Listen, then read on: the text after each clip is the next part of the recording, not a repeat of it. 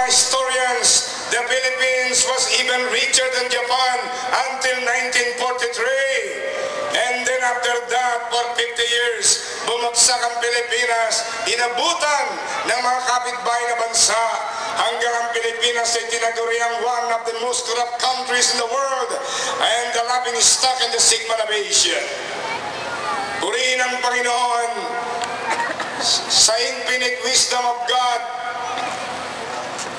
sa karunungan ng Diyos na hindi kayang liripin ang kaisipan ng tao.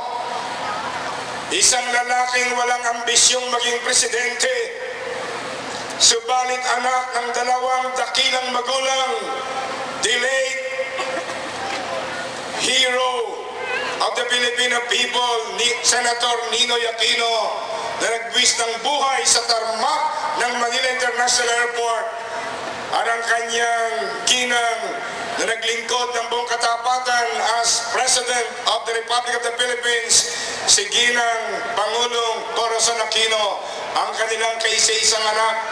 na alam ko sa simula pa ay wala namang ambisyong personal,